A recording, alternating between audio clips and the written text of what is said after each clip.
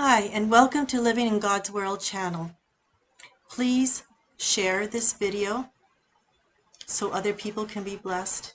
Please subscribe, and please like this video.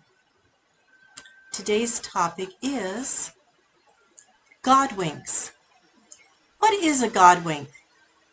Squire Rushnell and his wife, Louise Duart, are convinced that God sends us messages and signals every day. It's just a matter of paying attention. For example, if someone winks at you and you aren't looking, that doesn't mean they don't wink, only that you missed it. Things we can chalk up to coincidence or dismiss as happenstance may just be God communicating with us. This is a term the authors have dubbed as God winks, and that's a quote from Book Reporter Reviewed by Linda Lee Schaub. I'm pretty sure that most of us can look back at our lives and remember God winks. Maybe it was a smile from a stranger that lightened our day, or a phone call from a friend when you needed an encouraging word, or even a supernatural incident that you cannot explain. The next two stories are God wink stories from my own life and my husband's. This is called Dogs of Protection. When my husband Marty was a young boy, he decided to go for a walk, to go home from school on his own because he had gotten a tear in his pants. He had always taken a city bus, and he did not know how to get back home or how far it was. Later, we learned that it was about 4 miles as the crow flies. It was a long way. As he started walking, he noticed a big beige-white dog who came up to him and walked beside him, and Marty followed him. He went through the downtown area, the outskirts of the city, and along the way, other dogs came up and surrounded him. They went through highway traffic, construction zones, and eventually back to the Air Force Base where he lived.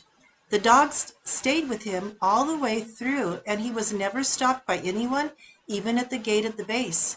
He followed the dogs all the way up to his house with a big beige dog leading. He got home, and his mom answered the door, surprised to see him home and all the dogs with him.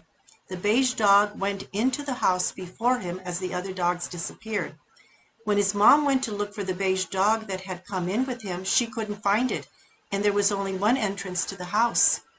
His mom always believed that the dog that accompanied St. Martin de Porres was sent to protect and guard her son Martin. This is called An Angel Named Chaz.